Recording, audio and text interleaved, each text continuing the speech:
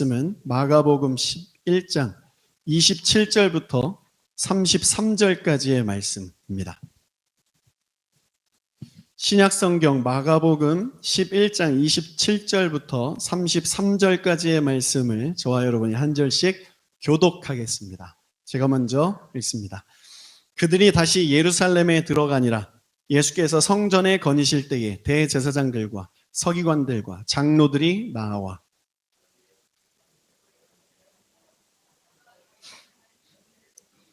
예수께서 이르시되 나도 한 말을 너희에게 물으리니 대답하라. 그리하면 나도 무슨 권위로 이런 일을 하는지 이르리라.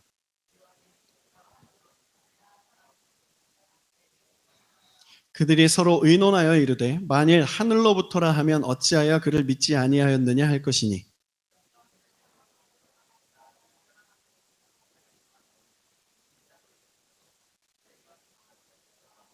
함께 읽습니다. 이에 예수께 대답하여 이르되 우리가 알지 못하노라 하니 예수께서 이르시되 나도 무슨 권위로 이런 일을 하는지 너희에게 이르지 아니하리라 하시니라. 아멘. 하나님의 음성을 듣는 방법이라는 제목으로 말씀 나누겠습니다. 여러분은 주님의 음성을 어떻게 들으십니까? 미국을 대표하는 찰리 스탠리 목사님께서 하나님의 음성을 듣는 방법을 4가지로 정리를 하셨어요. 첫 번째는 성경입니다. 이 방법이 가장 확실한 방법인데 성경은 계시된 하나님의 말씀이죠. 두 번째는 성령은 귀로 듣는 게 아니라 성령인데요. 성령은 귀로 듣는 게 아니라 우리 마음에 거하시기에 우리의 영과 마음의 감동으로 주시고 내 속사람이 하나님의 음성을 캐치하는 것입니다. 예를 들어서 지금 이 상황에 하나님께서 이런 마음을 주시는 것 같다. 여러분 이렇게 하나님의 마음, 주님의 음성을 헤아려 가시면서 분별하는 훈련을 해나가는 게 참 중요해요. 세 번째는 다른 사람들, 일상생활을 함께하는 사람들을 통해서 말씀하시는 거죠. 특별히 믿는 자들 안에서. 여러분 그런 경험 있으십니까? 내가 이런 어떤 생각을 딱 하고 있는데 어떤 사람이 나에게 와서 그 똑같은 이야기를 패러프레이징해서 이야기를 해주는 거예요. 그러면 그 이야기를 듣는 순간 소름이 끼치는 거죠. 주님께서 반복적으로 내게 말씀하시는구나. 그런 것입니다. 네 번째는 환경으로 주님이 말씀하세요. 자연 만물을 통해서 말씀하시는 겁니다. 성경에 보면 하나님의 자연을 통해서 말씀하시는 경우들이 많이 있죠. 구약에 보면 모세의 10가지 재앙, 그것을 통해서 하나님이 이집트에게 말씀하셨고 이스라엘 백성들에게 말씀하셨습니다. 신약에서는 동방 박사들이 하늘의 큰 별을 보고 그 별 따라갔더니 거기에서 아기 예수 그리스도를 만나는 그런 일들이 있었어요. 저도 신대원 입시 공부하다가 너무 힘들고 답답해서 도서관 유리창을 이렇게 밖을 딱 쳐다보는데 도서관이 산으로 둘러싸여 있었거든요. 유리창 밖으로 이 나무들이 바람에 살랑이면서 막 흔들리고 있었어요. 예전에는 캐치하지 못했는데 그 마음을 가지고 이 유리창을 밖을 보는데 나무들이 노래하고 있는 것처럼 느껴지는 거예요. 하나님을 찬양하고 있는 것처럼 느껴지는 겁니다. 그 찬양의 그 아름다운 모습을 보고 제 마음에 힘을 얻고 위로를 얻어서 다시 신대원 공부에 매진했던 적이 있습니다. 우리 주님은 모든 상황과 환경, 자연 만물을 통해서 말씀하실 수 있습니다. 왜냐하면 하나님은 우주 만물을 주관하시는 분이기 때문에. 그리고 주님께서 우주 만물을 주관하시는 이유는 뭐예요? 저와 여러분, 우리 사람들에게 교제를 요청하시는 거예요. 주님은 우리와 관계를 맺기 위해서 우주 만물, 그리고 이 지구를 만들어 놓으셨어요. 모든 것을 창조하신 이유는 우리와 하나님이 교제하기 위해서. 하나님 이거 어떻게 만드셨습니까? 그래, 내가 만들었어. 널 위해서. 이런 아름다운 속삭임이 있게 하기 위해서 주님이 이 자연 만물을 지으셨다는 거 기억하십시오. 주님은 여러분에게 지금도 여전히 음성 들려주시기를 원하십니다. 우리가 주의 음성 듣고자만 하면 하나님께서는 여러분들에게 여러 방법으로 말씀하실 거예요. 예배 시간은 하나님의 마음, 주의 음성이 아주 또렷하게 전달되는 시간이죠. 여러분 예배 시간에 모든 순서에 집중하십시오. 주님을 찬양할 때 주님이 말씀을 하실 수 있고 말을 걸어오실 수 있어요. 기도할 때 주님의 메시지를 주실 수도 있고 설교 말씀 들을 때, 파송 찬송할 때, 오늘은 특별히 봉헌송을 이렇게 하셨잖아요. 이 봉헌송 가운데 있는 이런 메시지들을 통해서 하나님께서 내 마음을 터치하는 경우들이 있습니다. 언제 주님께서 여러분 각자에게 말씀하실지 그 포인트는 각자 다른 거예요. 지난주에 제 아내는 파송 찬송을 할 때 정말 큰 은혜를 받았다 이렇게 저에게 고백을 했었습니다. 우리의 영적인 상태와 필요에 따라 주님께서 신실하게 인격적으로 말씀하시는 것이죠. 하나님의 음성을 듣는데 가장 중요하게 생각해야 될 것은 여러분 성경책이에요. 주의 말씀을 계속 읽어 나감으로 우리 마음 가운데 주시는 그의 말씀이 성경에 입각하여 흔들리지 않게 되는 거예요. 보수적인 교단일수록 성경 외에는 하나님의 말씀은 없다. 이렇게 강조를 하는데 그렇게 강조하는 이유는 성경이 가장 정확하기 때문이에요. 오류가 없어요, 성경은. 이 보수적인 분들도 꿈 한 번 꾸면 이 꿈을 하나님께서 왜 주셨나 깊이 묵상해 나아가고 계십니다. 성경을 강조하는 또 다른 이유는 이 성경은 유일하게 하나님의 음성에 객관적이라는 거예요. 환경에 영향을 받지 않습니다. 성경의 메시지. 그런데 이 마음과 꿈과 우리 환경과 사람들의 말 이런 것들은 이런 통로들은 오류가 존재해요. 내 감정 상태에 따라 하나님의 메시지가 이 성경 이외의 다른 것들로 들려질 때 해석이 달라질 수 있다는 것이죠. 오늘 본문은 하나님의 음성을 듣지 못하게 하는 요인들 몇 가지를 가르쳐주고 있는데 이 말씀을 통해서 나에게는 무엇이 하나님의 음성을 듣는데 방해가 되는지 한번 점검해 보셨으면 좋겠습니다. 마가복음 11장 27절 말씀을 읽을게요. 그들이 다시 예루살렘에 들어가니라. 예수께서 성전에 거니실 때에 대제사장들과 서기관들과 장로들이 나와. 대제사장들과 서기관 그리고 장로들이 다시 예루살렘 성전에 들어갔어요. 예수님을 만났습니다. 이전에 어떤 일이 있었습니까? 예수님이 성전에 들어오셔서 이 성전을 하나님이 계셔야 될 성전을 너희들이 강도의 소굴로 만들었다고 다 쫓아내셨죠. 성전이 자신의 이득을 취하는 장소로 바꿔버렸기에 이들이 쫓겨났어요. 쫓겨나서 그들이 뭐 했습니까? 마가복음 11장 18절 다 같이 읽겠습니다. 대제사장들과 서기관들이 듣고 예수를 어떻게 죽일까 하고 꾀하니 이는 무리가 교훈을 놀랍게 여김으로 그를 두려워함이로라. 예수님께 쫓겨나서 예수를 죽이려는 모의를 하고 어떻게 죽일까? 죽이는 것은 이미 결정된 거예요. 그런데 어떻게 죽일까 회의를 하고 이렇게 하자 결정을 한 후에 다시 예수님께 나온 거예요. 다시 27절 말씀을 보면 예수님은 이때 성전에서 거니시고 계셨다 마가는 이렇게 기록하는데요. 이거는 예수님이 그냥 성전 안에서 어슬렁어슬렁 걸어 다니셨다는 게 아니라 누가복음 20장 1절에 보면 하루는 예수께서 성전에서 백성을 가르치시며 복음을 전하실세 대제사장들과 서기관들이 장로들과 함께 가까이 오셨다. 예수님이 성전에 거니셨다는 것은 거기서 주의 말씀, 복음을 선포하셨다는 것이죠. 여기까지의 이 내용을 우리가 적용을 한번 해보면 대제사장들과 서기관들 그리고 장로들은 예수님을 알고는 있었어요. 예수가 메시아라는 증거가 너무 많아요. 그것을 알고 있었는데 예수를 믿지는 않는 사람들이었어요. 모태신앙인들인데 예수를 믿지 않는 거죠. 지금으로 확장하면 교회 다니는데 예수를 안 믿는 거예요. 교회를 열심히 다니는데 예수를 믿지 않는 거예요. 근데 열심은 있어요. 이런 열심을 가진 자를 하나님께서 뭐라고 말씀하셨는지 보겠습니다. 시편 69편 9절 다 같이 시작. 주의 집을 위하는 열성이 PPT 켜주세요. 제가 읽겠습니다. 주의 집을 위하는 열성이 나를 삼키고 주를 비방하는 비방이 내게 미쳤나이다. 주의 전을 사랑하는 그 열심이 나를 삼켰다 이렇게 말하고 있어요. 이 열심으로 인해 하나님이 성전에 거하시지 못하게 되었죠. 우리가 교회를 향해서 열심히 하면 하나님이 더 강력하게 임재하시고 더 큰 기적과 놀라운 일들을 날마다 보여주셔야 되는데 그게 끊긴 거예요. 유대인들은 하나님이 자신들을 선택한 걸 알았잖아요. 구약에서 이들을 뭐라고 불러요? 선민, 하나님의 선택한 민족이라고 하잖아요. 하나님이라는 존재가 자신들을 선택했다는 걸 알아요. 이들은 구약 성경에 정통한 사람들이었습니다. 말씀 모세오경을 줄줄줄줄 외우고 있었어요. 말씀의 내용을 다 이해하고 있었어요. 구약에 예언한 그 예언의 내용들을 예수라는 이 청년이 하나씩 성취하고 있다는 것도 알았어요. 근데 그걸 믿지 않는 거예요. 모태신앙인들 중에 이런 분들이 있어요. 하나님이 있다. 예수가 있다. 성령도 있다. 삼위일체? 오케이. 예수가 날 위해 죽었다. 2000년 전 사건이지만 그건 날 위한 사건이래. 3일 만에 부활하셨다. 승천하셨다. 그 전에 성령을 보내주신데 주님 다시 오실 것이래. 이 내용을 알고는 있지만 믿지는 않는 그런 사람들이 참 많이 있어요. 예를 들면 이 본문의 상황에서 3일 전에, 오늘 본문 상황의 3일 전에 예루살렘에 예수님께서 입성하실 때 뭐 타고 오셨죠? 나귀 타고 오셨죠. 그 나귀는 예수님께서 겸손하셔서 마차를 타고 오지 않으시고 이 어린 나귀를 타고 오신 것이 아니라 하나님의 구약의 예언의 말씀을 성취하러 오신 거예요. 스가랴 말씀 9장 9절 다 같이 읽겠습니다. 시온에 따라 크게 기뻐할지어다. 예루살렘에 따라 즐거이 부를지어다.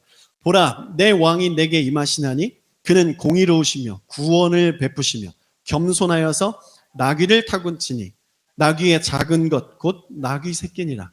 이 말씀을 성취하기 위해서 나귀를 타고 오신 것이지 겸손하셔서 청빈한 모습을 보이기 위해서 오신 것이 아니에요. 대제사장과 서기관 장로들은 마음속으로 이 스가랴 9장 9절 말씀이 저 사람을 통해 성취되었네? 이것을 느꼈을 거예요. 이 사람이 메시아일 가능성이 점점 더 높아지네? 이걸 알고 있었어요. 당시 유대인의 최고 지도층 가운데 70여 명 가운데 한 사람이었던 니고데모가 이 예수 그리스도의 모습을 살펴보고 함께 예수를 연구하다가 밤중에 몰래 예수를 찾아온 일이 있었습니다. 와서 예수님께 이렇게 말했어요. 요한복음 3장 1절 2절. 그런데 바리새인 중 니고데모라는 사람이 있으니 유대인의 지도자라. 그가 밤에 예수께 와서 이르되 랍비여, 우리가 당신은 하나님께로부터 오신 선생인 줄 아나이다. 하나님이 함께 하시지 아니하시면 당신이 행하시는 이 표적을 아무도 알 수 없습니다. 우리가 당신을 구약 성경에 비추어서 연구해 봤는데 당신의 하나하나가 말씀이 다 성취되고 있는 것을 우리가 알고 있습니다. 이렇게 고백하는 거예요. 당신이 메시아라는 것이 거의 확실합니다. 그런데 믿지 않았어요. 왜냐하면 자신들의 자리가 위협받았기 때문이죠. 예수님이 그들에게 질문하셨습니다. 30절에 요한의 세례가 하늘로부터냐 사람으로부터냐 내게 대답하라. 세례 요한은 누굽니까? 구약의 마지막 선지자 말라기가 예언한 인물이에요. 말라기 4장 5절 보라, 여호와의 크고 두려운 날에 이르기 전에 내가 선지자 엘리야를 너희에게 보내겠다. 이 선지자 엘리야가 바로 세례 요한이라는 것을 유대인들은 정확하게 알고 있었어요. 예수님이 이들에게 요한의 세례가 하늘로부터냐 사람으로부터냐 내게 대답하라 이렇게 질문한 이유가 무엇입니까? 너희들 내가 메시아인 것 이미 알고 있잖아. 세례 요한도 하나님이 보내신 것을 알고 있잖아. 지금 하나님이 나를 통해서 어떤 일을 하고 계신지 너희들 정말 알고 있잖아. 그런데 이들은 그 하나님의 일을 보고도 믿지 않았어요. 왜 그러냐면 자신들의 삶이 흔들릴까 봐. 이 삶의 이 땅의 것들로 준비된 이 땅의 안정감들이 흔들릴까 봐 두려웠던 거예요. 여러분, 예수님을 완전히 믿어버리면 생겨나는 불안함 세 가지. 첫 번째는 내 것을 포기해야 되는 거 아닌가? 내가 그동안 쌓아왔던 부나 어떤 것들을 포기하고 낮은 곳으로 내려가야 되는 거 아니야? 두 번째, 신학교 가야 되는 거 아니야? 세 번째, 선교 가야 되는 거 아니야? 이 세 가지 질문이 예수를 완전히 믿으면 찾아올까 봐 주님께 우리의 삶을 완전히 내어드리지 못하는 그런 마음속에 우리가 있을 수 있는 거예요. 이것은 하나님의 성품을 잘 모르는 인간적인 판단입니다. 하나님은 우리가 가진 것들 빼앗아가기 원하시는 분이 아니라 가진 것보다 더 주시기를 원하세요. 부와 귀가 주께로 말미암는다고 했습니다. 또 하나님은 신학교로 아무나 부르시지 않으세요. 꼭 필요한 사람들만 부르십니다. 신학교 나온다고 다 목사 되는 건 아니잖아요. 하나님이 신학교로 부르신 이유와 목적이 있고 그리고 그들을 보내시는 적재적소에 보내시는 하나님의 계획이 있어요. 그리고 선교 또한 아무나 부르시지 않습니다.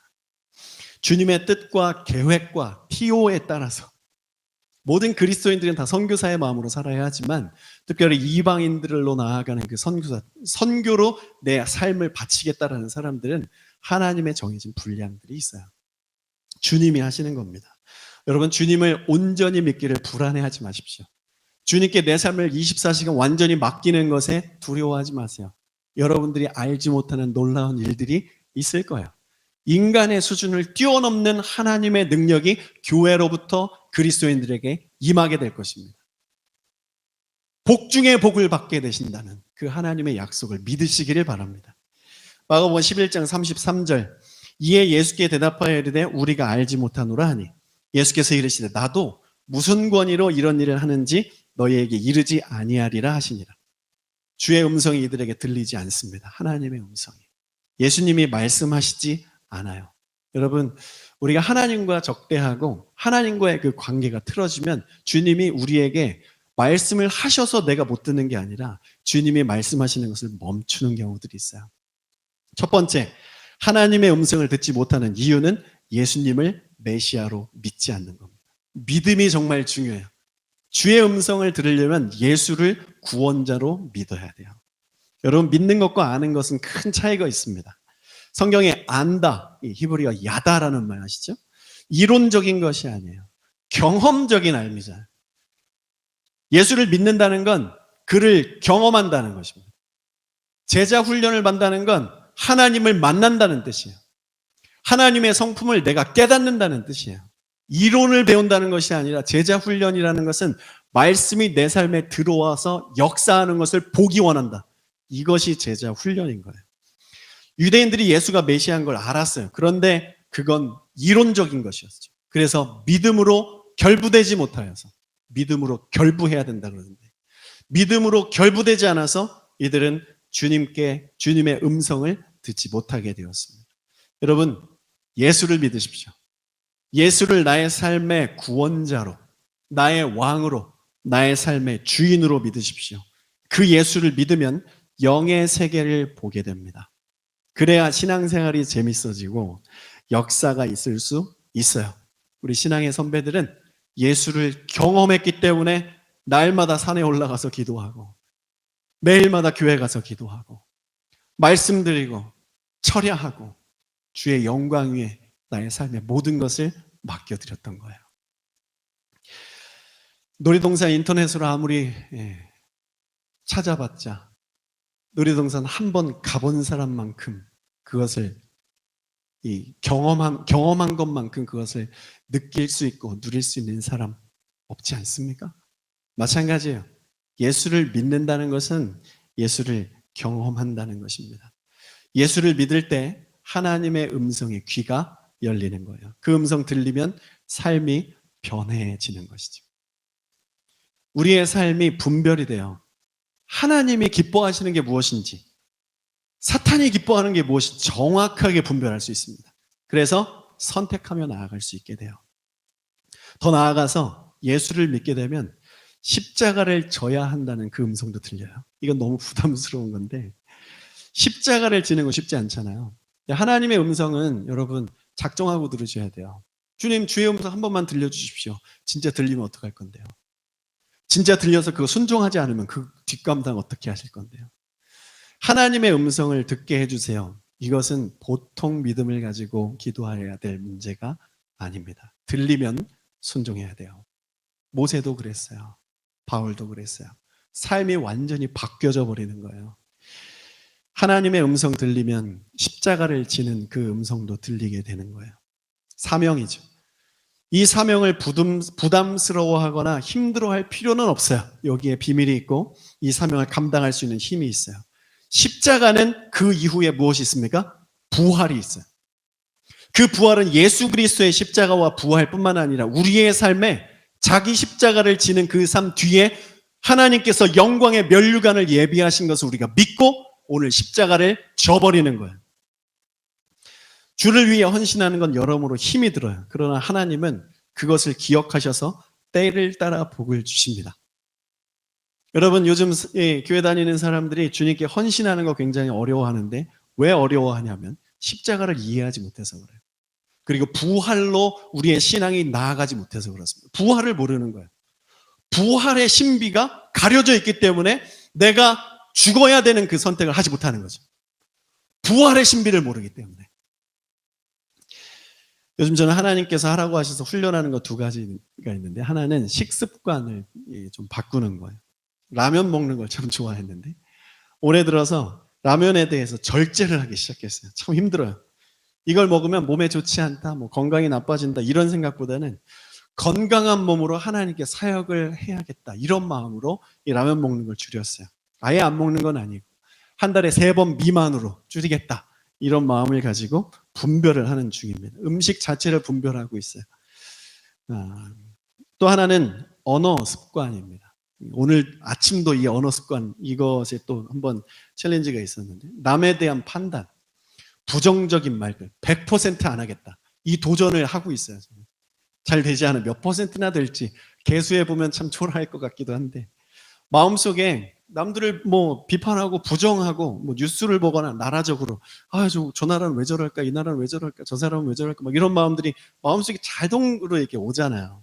그렇게 올라갈 때 그게 이제 말을 하라고 사탄이 막 밀어요. 목까지 올라오면 왔네 그리고 입을 싹 닫아버리는 거예요. 이 훈련을 지금 하고 있어요. 그럼 주님이 말씀하세요. 두용아 고맙다.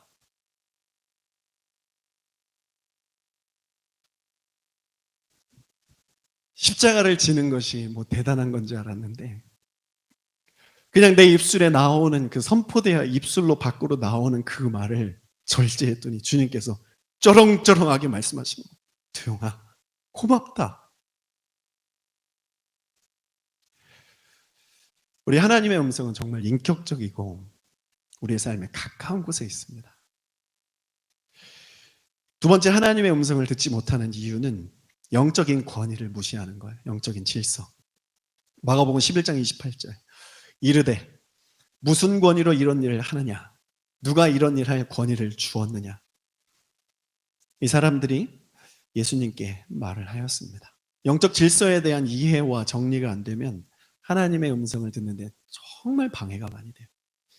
성경에서는 이 권위와 권세라는 이 단어를 두 가지 의미로 쓰는데요.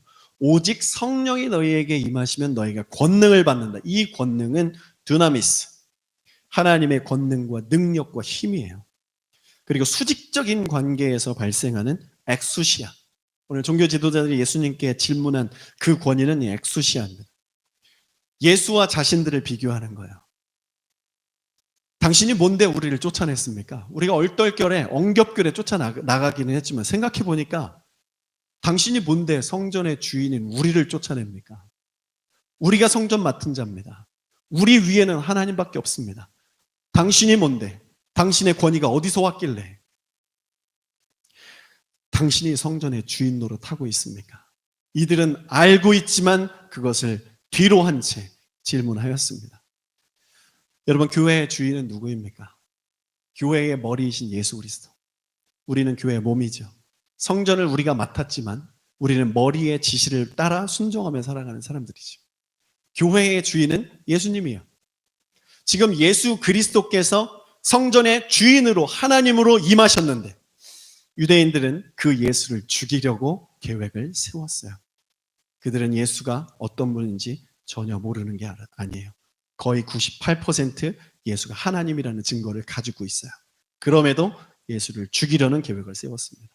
무엇을 알 수 있습니까? 이들에게 하나님은 수단에 불과했던 거예요.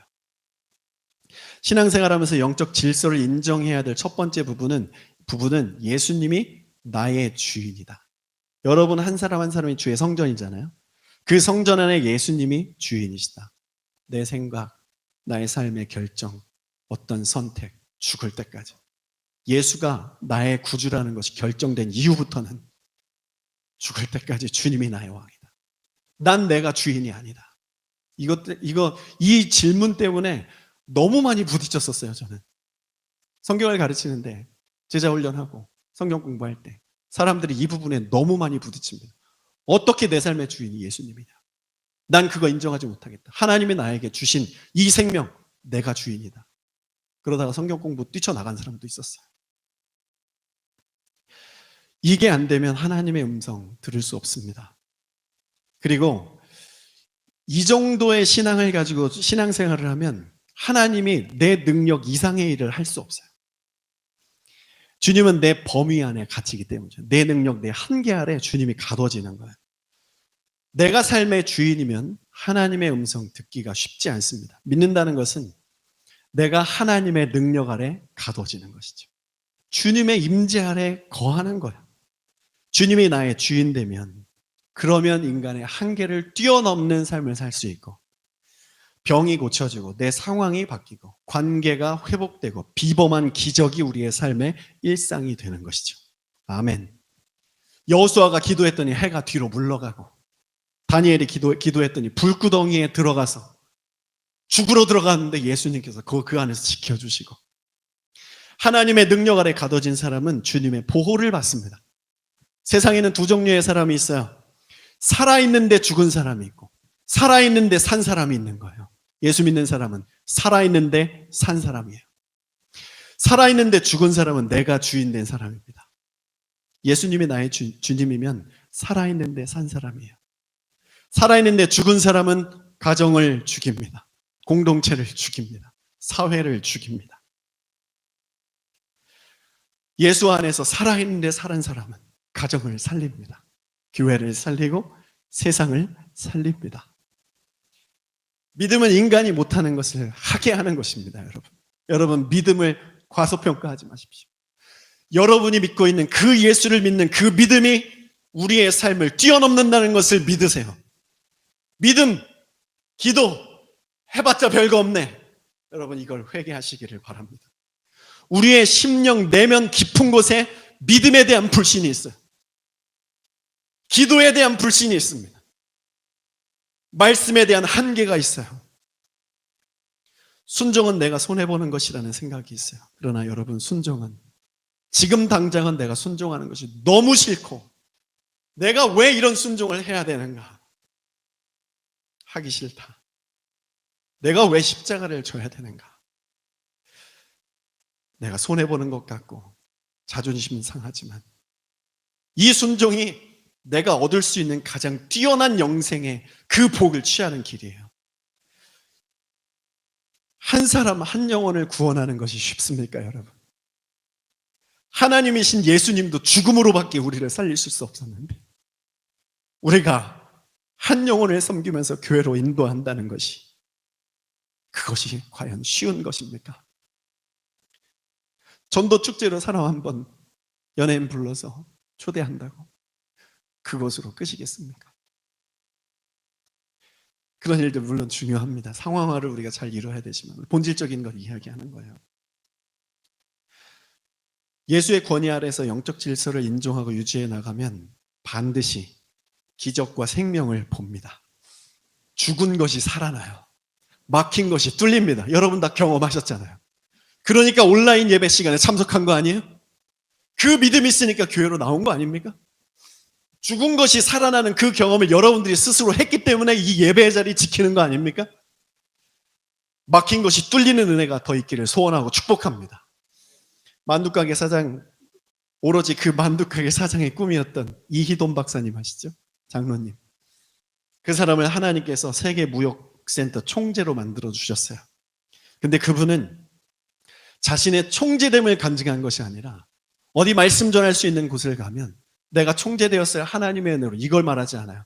나는 새벽 예배, 주일 성수, 하나님과의 교제의 끈을 놓지 않았습니다. 그분의 간증을 수없이 많이 들어봤는데 메인 토픽은 항상 이거예요. 하나님과의 교제. 주님이 하셨다. 주님이 하셨다. 세상에서 드러난 그 이름 별로 관심 두지 않았던 것을 저는 보았습니다. 주님은 하나님을 인정하고 그 안에서 기도하고 구하는 자에게 삶의 놀라움을 주십니다. 그러나 하나님은 우리의 삶의 놀라움을 주시는 것에 우리는, 진짜 예수를 믿는 사람은 거기에 관심을 두지 않아요. 더 깊이 주님을 만나고 싶다. 그 놀라움을 경험하시길 축복합니다. 두 번째 영적 질서를 지켜야 할 곳은 교회예요. 저는 여러분들에게 진심으로 감사드리고 싶은 마음이 있습니다. 늘 감사하기도 해요.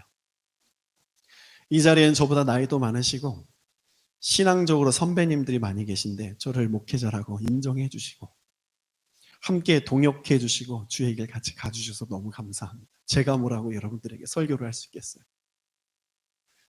그런데 이 자리에 앉아 계셔 주신 여러분들의 그 신앙에 저는 믿음을 한 수 배웠습니다. 진심으로 감사드려요. 이 영적인 질서, 예수님의 은혜와 축복이 여러분들의 삶에 풍성하기를 기도하겠습니다. 우리가 주의 영광을 볼 것입니다. 또한 교회 안에서 우리가 서로 지켜야 될 영적인 질서는 뭐예요? 서로 사랑하며 격려하고 안아주는 거예요. 죄가 드러나고 그 죄가 드러난 것까지 품어줄 수 있는 그 사랑. 이것이 영적 질서를 인정하는 방법인데, 그렇게 함으로 하나님이 교회에게 마음껏 축복하실 수 있어요. 먼저는 하나님의 음성이 물 흐르듯 주 보좌로부터 주의 생수의 강이 흘러나는 은혜. 그것이 교회에 일어나게 될 것이고, 우리를 통해 주의 생명 사역이 세상에 펼쳐지게 될 것입니다. 우리 그렇게 쓰임 받읍시다.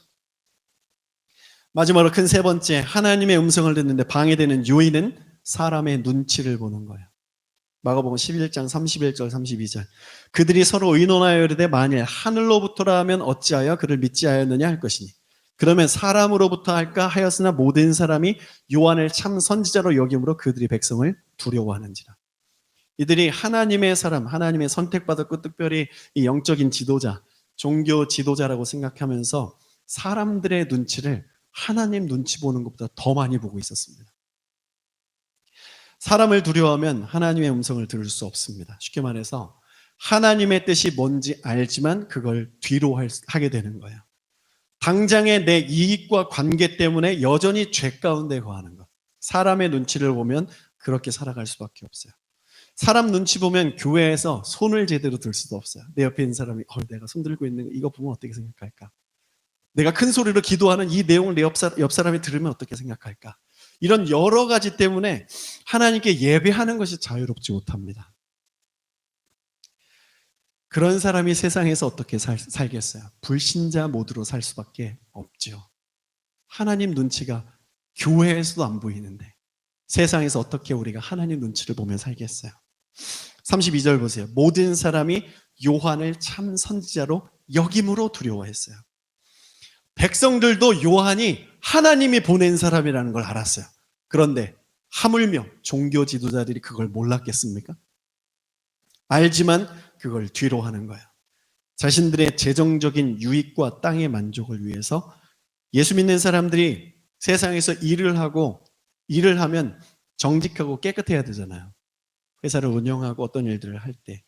그런데 그런 모습들이 많이 안 보이는 사례들이 수면 위로 많이 드러나 있어요. 안타까운 일이죠.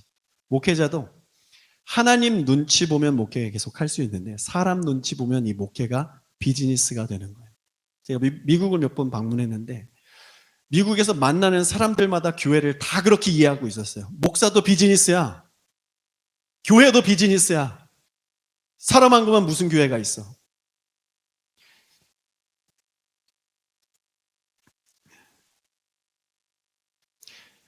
하나님 눈치 보며 목회할 수 있도록 여러분 기도해 주시겠습니까? 바울은 갈라디아서에서 이렇게 선포합니다. 갈라디아서 1장 1절부터 1절 10절 다 같이 읽습니다. 이제 내가 사람들에게 좋게 하랴 하나님께 좋게 하랴 사람들에게 기쁨을 구하랴 내가 지금까지 사람들의 기쁨을 구하였다면 그리스도의 종이 아니니라. 아멘. 우리가 사람에게 좋게 하기 위해서 우리 가족이나 나를 좋게 하기 위해서 우리가 예배하겠습니까? 아니면 하나님의 영광을 위해서 예배하겠습니까? 한 가지 예를 들면 제가 20대 초반에 온라인 옷 쇼핑몰에서 일을 했었어요. 옷을 막 포장하는데 저하고 저보다 나이 한 3살 많은 형이랑 같이 이렇게 포장을 했거든요. 그래 그 옆에서 계속 그냥 둘이만 같이 있으니까 사장님은 들락날락 하시고 형에게 복음을 전했어요. 형 교회 다녔어요? 좀 교회 다니는데 신학교도 다니고 형 교회 다녀봤어요? 예수님 믿으세요? 담배를 맨날 피셨거든요. 맞아 두영아 나도 옛날에 교회 한번 간 적이 있는데 지금은 시간이 안 돼서 상황이 안 돼서 교회 못 가. 때가 되면 교회 가고 싶다. 너 어디 교회 다니냐? 저 이런 교회 다녀요. 그래 나중에 니네 교회 한번 갈게. 계속 그런 이야기들 많이 했거든요. 그러다가 사장님이 딱 들어와요. 그러면은 제가 예수쟁인 거 알잖아요. 한두영 너 얘한테 전도했지? 그러면 그렇게 막 제가 막 얼버무리고 있으면 옆에서 형이 그러는 거예요. 사장님 눈치를 봐야 돼요. 사장님 신은 죽었어요.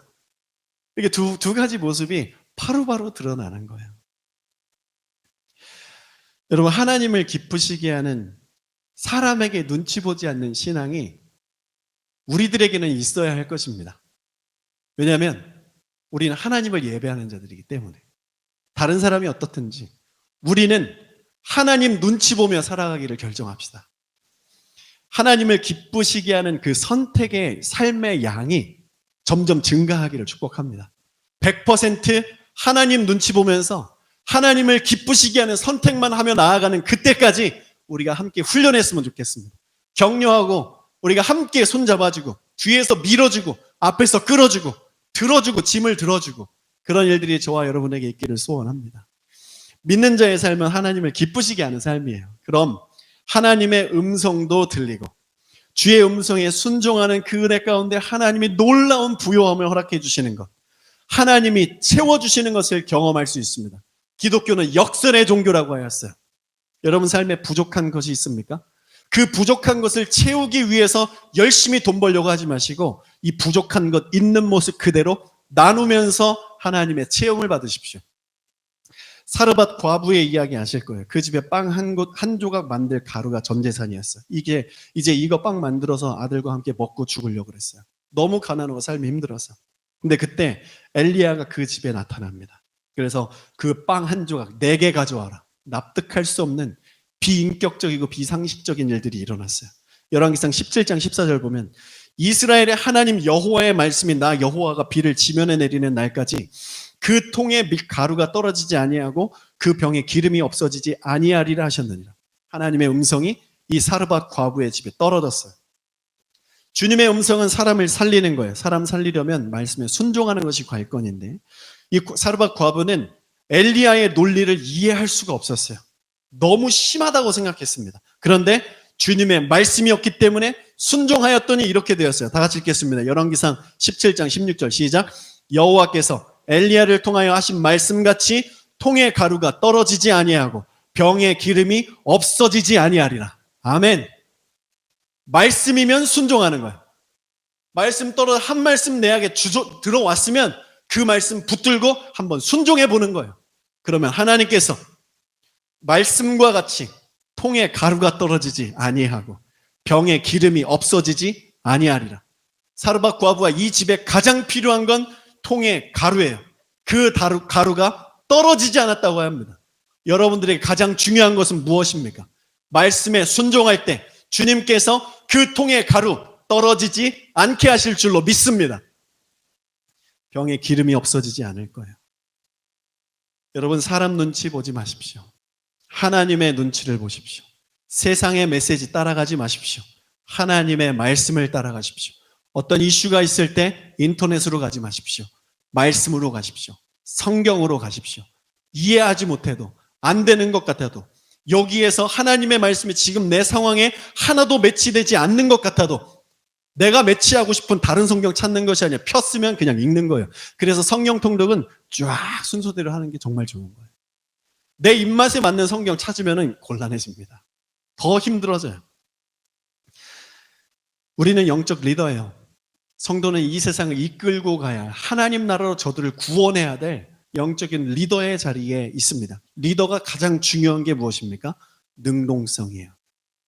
예수 믿는 사람들이 삶에 능동성이 부족한 것 회개해야 됩니다. 나는 내성적이에요. 내성적인 것과 수동성과 능동성을 가리는 것은 전혀 상관이 없어요. 나는 내성적이기 때문에 수동적이에요. 이건 말이 안 되는 거예요. 내성적이어도 능동적일 수 있습니다. 저 뒤에 방송실에 가서 있는 형제에게 물어보세요. 야, 난 네가 교회 오는지도 몰랐다. 근데 어떻게 여기 와서 이렇게 사역하고 있니? 축복하시고 격려하시고. 저 친구 목소리를 제가 못 들을 뻔했어요. 지금 계속 한 10번 넘게 같이 만나고 우리 집에도 오고 그랬는데 한 20마디 이상 해본 적이 없어요. 그리고 중요한 건 저 친구가 저에게 먼저 말해본 적이 없습니다. 그런데 하나님 나라의 능동성은 내성적인 것과 전혀 다른 거예요. 할렐루야. 말씀 정리하겠습니다. 하나님의 음성을 들으려면 첫 번째, 예수를 믿어야 돼요. 예수가 말씀에서 예언한 그 하나님의 아들이다, 메시아다, 나의 구원자이시다, 다시 오실 것이다. 그는 하나님이다. 성전의 주인이다. 나의 삶의 주인이다. 이걸 믿어야 돼요. 두 번째, 영적 질서를 인정하는 것. 예수를 인정하고 교회 안에 있는 우리 성도들 서로 사랑하며 섬겨나가는 그 격려가 필요하고, 세 번째, 사람 눈치 보지 않고 하나님 눈치 보면서 주님의 뜻대로 우리의 삶을 우직하게 전공법으로, 말씀으로 뚫고 지나가는 거예요. 예수전도단 대표 로렌 커닝햄 형제가 하나님께 늘 이렇게 질문한다고 해요. 어떤 상황이 왔을 때, 하나님, 이 상황을 나에게 왜 주셨습니까? 이렇게 질문한다고 합니다. 그러면서 이것이 100만 불짜리 질문이다, 이렇게 책에서 기록하고 있어요. 여러분, 하나님께 질문하십시오. 여러분들의 그 상황 속에 이해하지 못하고 답답하고 풀리지 않는 것들, 하나님, 내게 이 상황을 왜 주셨습니까? 이렇게 100만 불짜리 질문하셔서 100만 불보다 뛰어난 그 음성 듣고 그 삶의 문제가 해결되는 역사가 있기를 축복합니다. 주님과 대화하십시오. 주님은 음성을 들려주시는 분입니다. 주님께 요청하십시오. 하나님이 찾아오십니다.